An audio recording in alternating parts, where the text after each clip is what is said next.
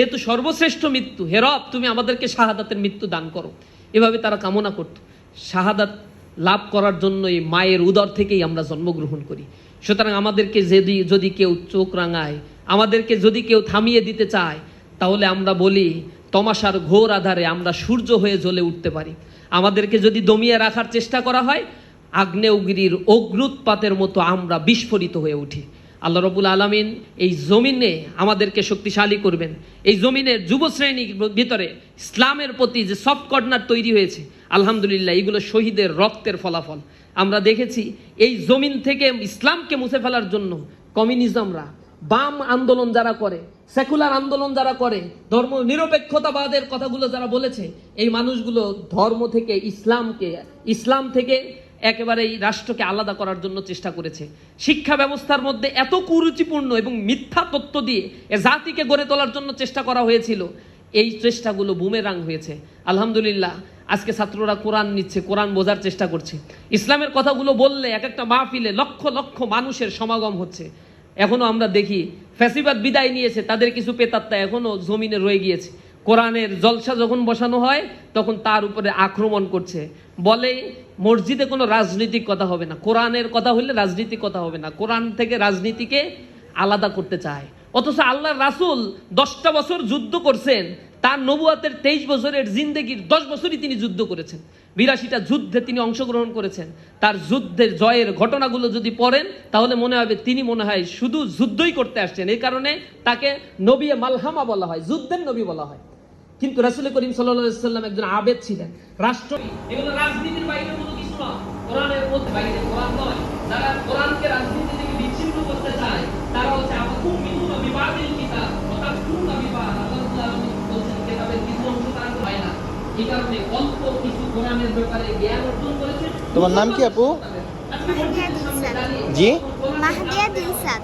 আচ্ছা, তুমি এখানে কার সাথে আসছো? আমার বাবার সাথে। তোমার বাবার সাথে? তুমি কি ইসলামী ছাত্র শিবির সম্পর্কে জানো? জানো না? তুমি কি তাদেরকে চিনো? এখানে যারা আছে তাদেরকে তুমি চিনো? কে বলো তো, কাকে চিনো তুমি?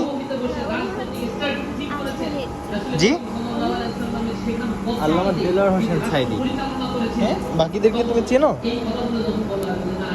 না, ওনাদেরকে কখনো দেখিনি, আমাদের নাম শুনেছি। আচ্ছা, তাই, নাম শুনছো? তুমি কি পড়াশোনা করো? কোথায় পড়ো? মতিঝিল আইডিয়াল স্কুল অ্যান্ড কলেজে। আচ্ছা, ঠিক আছে আপু।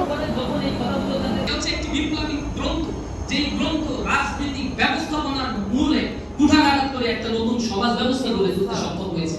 আপনারা জানেন হয়তো রাসূল করিম সাল্লাল্লাহু আলাইহি ওয়াসাল্লাম এমন একটা ডার্ক এজে এসেছিল যখন ধর্ম ছিল না এই পৃথিবীতে। ঈসা আলাইহিস সালামের পর থেকে বুখারী শরীফের হাদিসে আসছে 28 অক্টোবর যারা শহীদ হয়েছেন এই 550 বছর এটা ছিল অন্ধকার যুগ, যখন কোন নবী রাসূলের আগমন ঘটে না। কেন রাসূলের আগমনের পূর্বে এমন একটা অন্ধকার যুগকে নিয়ে আসা হয়েছিল? এর মূল কারণ, একমাত্র কারণ এটাই ছিল, ধর্মহীন একটা রাষ্ট্র ব্যবস্থা কতটা কলুষিত, কতটা ডার্ক যুগে যুগে এই কাফেলায় শহীদ হয়েছেন। সেখানে অন্যায় কাজগুলো আমরা যেটাকে এখন অন্যায় মনে করি সেটাকে মৃত্যু বলে না, বরং তারা জীবিত, কিন্তু তোমরা তা অনুভব করতে পারো না। এগুলো ছিল নিত্য নৈমিত্তিক একটা কর্ম। সূরা আল বাকারার এত অশ্লীল খারাপ কাজ তারা করত, কারণ তাদের কাছে ধর্ম ছিল, নারীর মর্যাদা ছিল না। সেখানে নারীকে ভোগ্যপণ্য হিসেবে উপস্থাপন করা হতো। আজকে পশ্চিমা চোদ্দাতালো সভ্যতা, সোকল্ড সভ্যতা, এই সভ্যতা আজকে মানুষকে মুক্তি দিতে পারছে না, কারণ সেখানে ফ্রি সেক্স লিভিং প্রথা চালু থাকার কারণে নারীরা তাদের সতীত্ব হারাচ্ছে, মানবিক মর্যাদা হারাচ্ছে।